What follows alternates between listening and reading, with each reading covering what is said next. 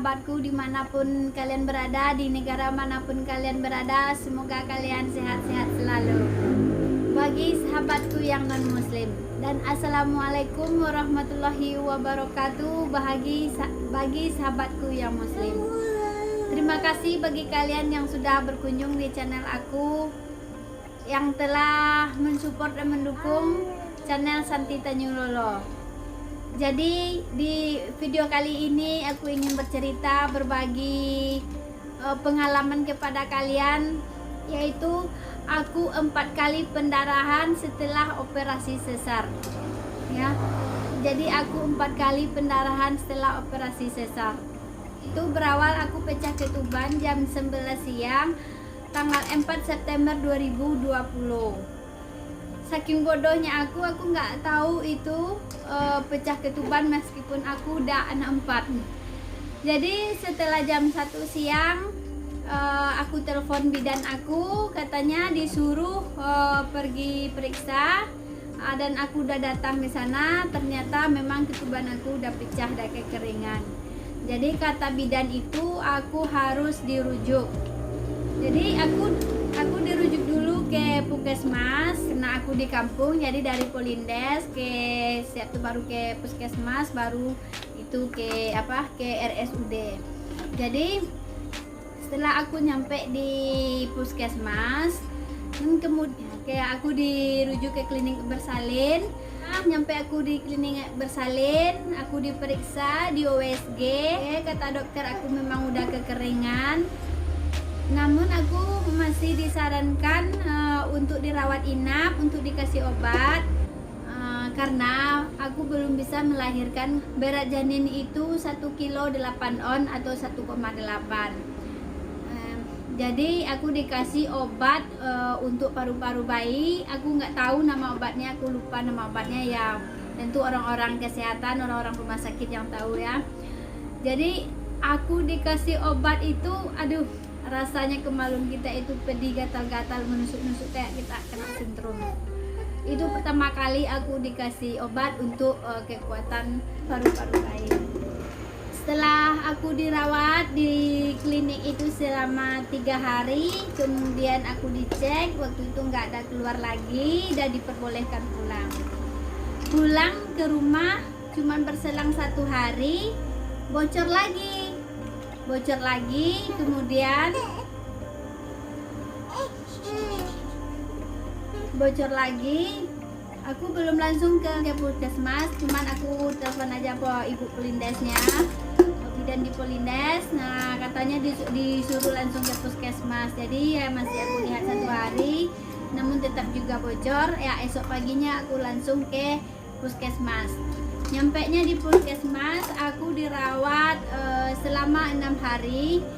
Kemudian dari puskesmas menelpon ke dokter yang di klinik. Katanya jalan satu-satunya aku harus dioperasi karena ketubannya nggak kunjung berhenti, tetap keluar terus. Setiap ada ketuban yang baru bocor terus. Jadi satu-satunya memang aku harus dioperasi. Sebelum aku dioperasi, aku disarankan dulu untuk menyuntikkan obat yang untuk paru-paru bayi. Sekitar 5 kali, entah 4 kali aku disuntik, dimasukkan obat untuk paru-paru bayi. Nyampenya aku di klinik, kemudian aku meminta kepada dokter untuk melahirkan atau persalinan normal. Kata dokter aku tidak bisa untuk normal karena aku sudah kekeringan. Jadi jalan satu-satunya ya aku operasi.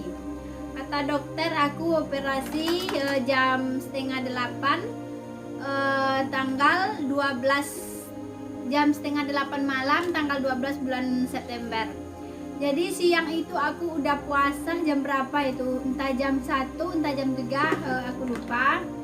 Pas selesai maghribnya jam 7:30 aku udah dijemput sama perawatnya untuk pindah ruangan, untuk memasang segala kateter apalah segala macam, untuk memasang persiapan untuk operasi. Aku udah operasi jam 9 malam sampai sampai jam 10 aku selesai keluar dari ruangan operasi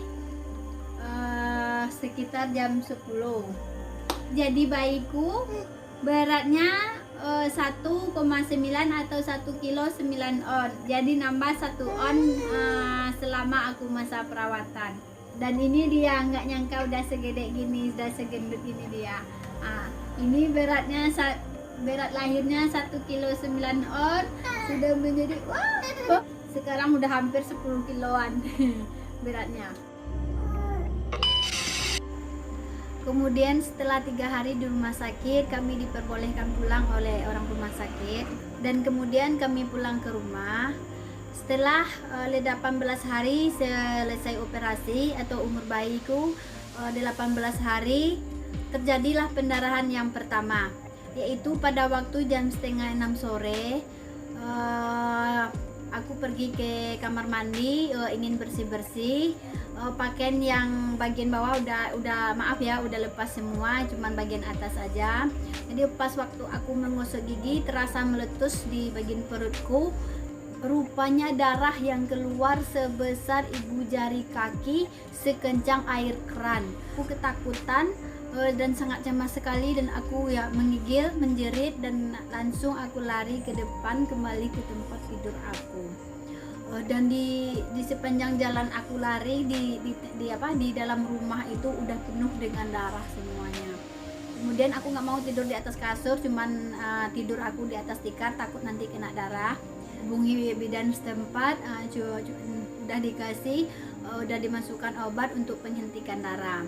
Dan aku nggak mau dibawa rumah sakit juga, cuma mau berobat di bidan desa saja. Setelah besok paginya aku dibawa oleh mertuaku ke rumahnya, aku dirawat dan dijaga di sana. Dan kemudian setelah umur anakku 36 hari atau setelah aku beroperasi 36 hari, sekitar jam 9 malam, siangnya udah ada tanda-tanda, yaitu sekitar jam 12 perut aku tuh udah rasa nyeri-nyeri, udah ada yang rasa sakit.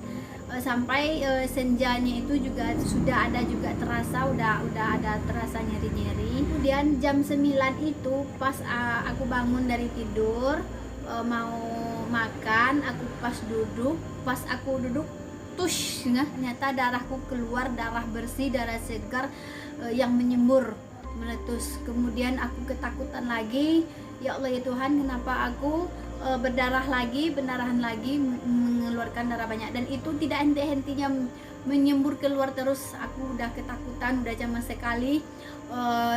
Aku takut kehabisan darah karena darah aku tuh keluar berembus terus, darah segar. Dipanggil lagi bidan setempat di sana, katanya obat di Polindes itu tidak ada. Situasi COVID-19 atau karena corona ini dirujuk ke rumah sakit. Dan awalnya aku tidak mau dirujuk ke rumah sakit, ya berhubung karena tadi kami tidak mempunyai kartu kesehatan atau BPJS.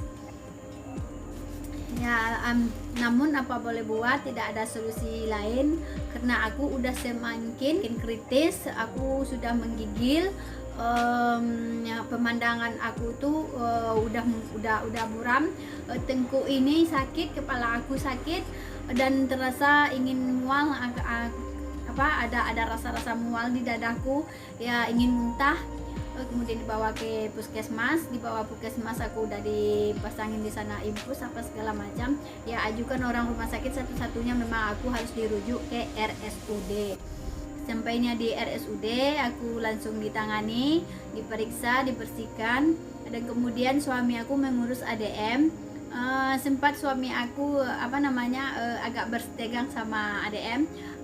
Katanya saya mendapatkan BPJS, tapi suami saya tidak percaya, ya karena kami memang tidak mempunyai kartu BPJS. Memang sebelum aku sakit, perangkat nagari yang meminta data aku untuk pengurusan BPJS. Ternyata BPJS aku telah keluar. Ya syukur alhamdulillah sekali. Cukup yang kami pikirkan tentang sakitnya lagi. Kalau masalah biaya udah bebas dari beban pikiran gitu. Setelah aku selesai diurus oleh para perawatnya, oleh dokternya, kemudian aku pindah ruangan ke ruangan rawat inap. Setelah nyampainya di ruangan rawat inap, kemudian orang rumah sakit meminta darah 5 kantong. Minta darah 5 kantong sama kami karena darah di rumah sakit itu stok kosong dan golongan darah aku itu AB. Nah, darah AB itu kosong karena ya berhubung juga orang COVID-19 agak sepi orang yang mendonor darah. Setelah itu kami cari-cari darah, minta telepon PMI, telepon rumah puskesmas kembali. Ternyata nggak ada dapat darah. Nah, kemudian menghubungi keluarga aku, saudara aku, dapatlah aku darah 1 kantong dari kakak iparku. Itulah pertolongan pertama untuk aku transfusi darah. Itu pendarahan kedua tadi ya, jam 9 malam itu pada usia 36 hari. Itu pendarahan kedua. Yang pertama tadi pendarahan yang 18 hari ya. Waktu itu HB aku 6,2. Diperiksa sama dokter, ternyata rahim aku itu tidak ada apa-apa, bersih rahim aku itu, tidak ditemukan sakit aku di sana. Rahim aku bersih, sayatan luka operasi aku bagus, kering, nggak ada apa-apa. 3 hari setelah itu aku diperbolehkan pulang, kemudian pulang kembali ke rumah. Dan setelah atau usia bayiku 50 hari, aku pendarahan lagi. Itu pendarahan yang ketiga. Aku pendarahan yang ketiga waktu itu pagi-pagi bangun tidur, aku mau pergi ke kamar mandi ya, buang air kecil ya. Buang air kecil, pas aku jongkok meletus push gitu, meletus kencang sekali, darah segar yang keluar sekencang air keran. Itu besarnya yang keluar itu sebesar ibu jari kaki. Terus aku terkejut lagi, menyerit lagi. Benar-benar aku nggak kuat rasanya, cari mobil dulu untuk pergi ke puskesmas. Dari puskesmas baru aku bisa pakai ambulan untuk ke RSUD. Selama di perjalanan aku memang udah pasrah, seandainya ini akhir hayatku ya, mungkin aku udah pasrah, diterima apa takdirku ya. Cuman yang kepikiran kasihan sama anak yang tinggal. Kalau suami ya mungkin bisa ada penggantinya ya. Nyampe di puskesmas, ya orang puskesmas terkejut lagi, masuk lagi ke rumah sakit dengan kasus yang sama. Pas aku dikeluarkan dari mobil, di dalam mobil orang itu darah aku udah berceceran, udah banyak sekali. Sampai di lantai rumah sakit, menjelang aku ke IGD itu sepanjang jalan itu udah penuh sama darah aku, udah berceceran. Jadi aku memang sangat lemah sekali. Jangankan untuk menggerakkan jari tangan ini, lidahku pun ini sulit rasanya untuk digerakkan. Usahakan ngomong sama bidan itu, Bu, aku nggak kuat lagi, kepalaku terasa sakit, tengkukku terasa sakit, dadaku terasa sesak, nggak kuat aku rasanya. Terus aku ngomong sama ibu itu, Bu, apakah ini yang dirasakan sakratul maut? Kata aku nggak kuat lagi, Bu, apakah ini yang dirasakan sakratul maut? Memang udah sangat sesak sekali nafas aku waktu itu. Kemudian dipasanglah oksigen yang pakai kabel di hidungnya, aku nggak tahu juga namanya. Dipasang oksigen, kemudian pertama kali dipasang itu kencang sekali, terasa nggak bisa aku untuk menuruti arahnya. Kencang, Bu, sakit, sesak nafasku ya, dikurangin. Jadi dikurangin sekecil-kecilnya baru aku bisa untuk menerimanya. Terus tenangkan, ikuti arahnya, kata ibu bidan kan. Kemudian aku hirup, aku ikuti arahnya. Gimana rasanya? Jadi setelah aku tenang, aku rasa udah mulai terasa ringan. Nafasku nggak sesak lagi, tengkukku nggak sesak lagi, terus dadaku nggak sesak lagi, nggak ada lagi rasa mual. Udah mulai tenang aku. Cuman tinggal badanku itu memang sangat lemah sekali. Jangankan badan tubuhku ini lunglai, sampai ke tulang-tulang aku pun terasa layu, terasa lunglai semua persendian. Kemudian aku dipasang infus. Untuk memasang infus pun alangkah susahnya untuk mencari pembuluh darah aku, karena pembuluh darah itu yang sudah pecah, jadi udah ditusuk sana sini tubuh aku, tidak ditemukan pembuluh darah untuk dipasang infus. Aku pun udah menjerit kesakitan, masang udah takut rasanya ditusuk jarum, karena udah sering kali masuk keluar rumah sakit. Ya tubuh ini udah gimana dengan jarum gitu ya, rasanya nggak kuat lagi kena jarum, tapi apa boleh buat, nggak ada jalan satu-satunya, memang harus pasang infus, karena melalui infus kita dilalui untuk memasukkan obat nantinya. Setelah selesai aku dipasang infus, kemudian masuk lagi ke ambulan, dirujuk lagi ke RSUD. Jadi RSUD nya nggak usah lah disebut ya di RSUD mana, yang pentingnya di daerah tempat aku tinggal lah. Jadi aku selama di dalam ambulan itu aku memang sangat lemah sekali, ada bahkan dan darah belum juga berhenti keluar, masih merembes, bahkan lantai ambulan itu pun udah penuh sama darah aku, yang nggak ada lah berbentuk lagi adanya lantai ambulan, udah penuh sama darah aku. Ya tentu jelas punggung aku ini memang aku sudah mandi darah sampai ke punggung aku, semua tubuh ya bagian atas ya nggak kena kan. Kemudian setelah nyampe di RSUD, aku langsung dibawa ke IGD. Sampai di IGD, orang rumah sakit nggak tanya lagi apa masalah aku. Orang rumah sakit sudah tahu apa keluhan dan masalahku, karena pasien yang baru keluar kemarin udah masuk lagi, jadi nggak ada tanya-tanya, langsung aku ditangani. Dan langsung diperiksa, udah selesai semuanya, dan kemudian aku pindah lagi ke ruangan aku ke rawat inap. Orang rumah sakit minta lagi darah 5 kantong ya, untuk mencari darah 5 kantong. Memang udah sangat pusing kepala rasanya, mana lah darah mau dicari, sementara orang rumah sakit juga mendesak terus harus mendapatkan darah 5 kantong.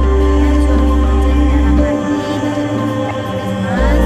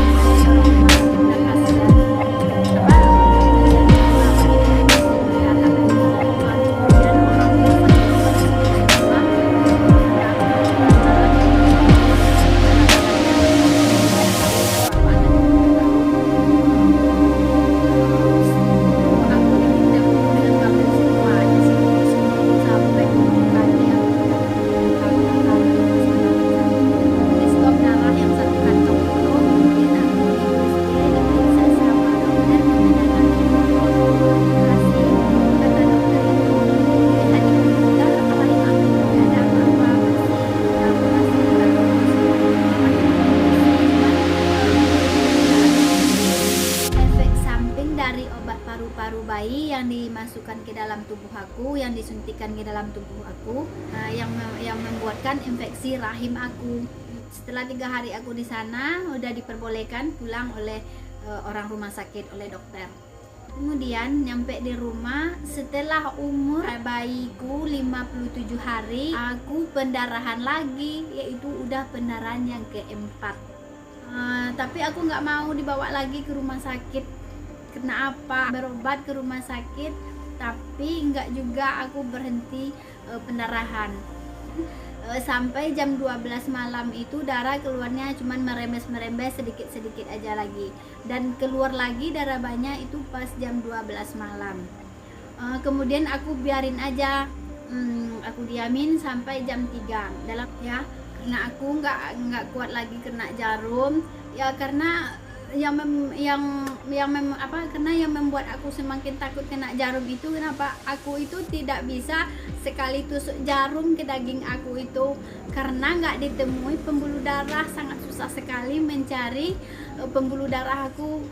Udah ditusuk sana sini, dicari sebelah kanan nggak ketemu, dicari sebelah kiri nggak ketemu, bahkan udah sampai ke sini. Di sini kan sakit kena tusuk jarum ini, bagian sini, bagian pembuluh darah di sini, bahkan udah sampai dicari ke kaki. Udah banyak siksa tubuh aku ini kena jarum, ditusuk-tusuk nggak ketemu.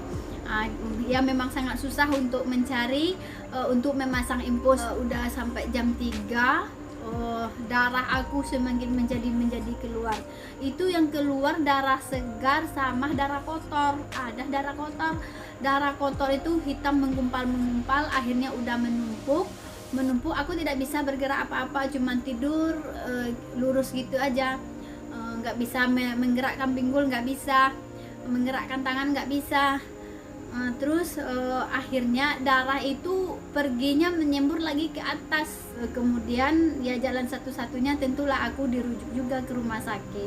Nah, dari puskesmas merujuk ke rumah sakit yang lain. Nah, di waktu aku ditangani oleh perawat yang di rumah sakit itu rahim aku itu difoto pakai alat ke dalam, mungkin pakai mikroskop, aku nggak tahu juga, pakai alatnya panjang, pakai kamera HP.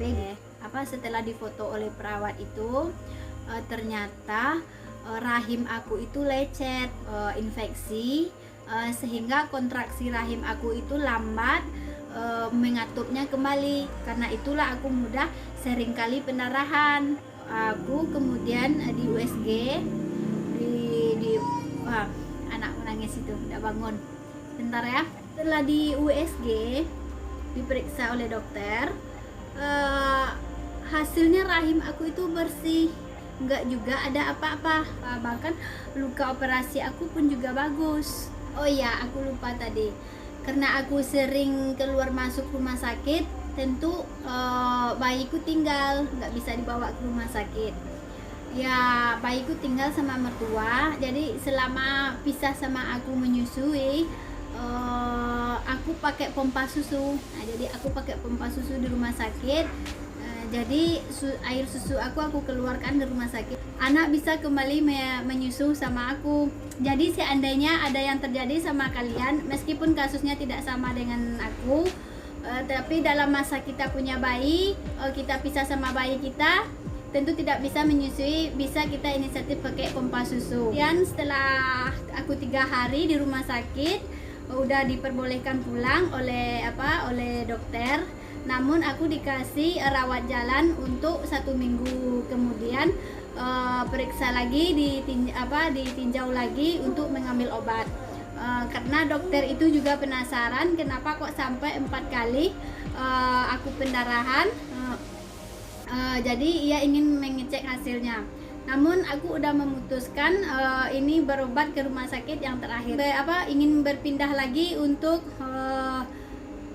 berobat. Maaf ngomong, sama kayak orang kayak paranormal, orang pintar yang ya sejenis obat-obat apalah namanya itu. Jadi setelah saya berobat di sana, ya insya Allah alhamdulillah sampai saat ini nggak datang lagi, nggak ada lagi pendarahannya. Meskipun fisik aku tidak sekuat dulu, tidak bisa terlalu banyak aktivitas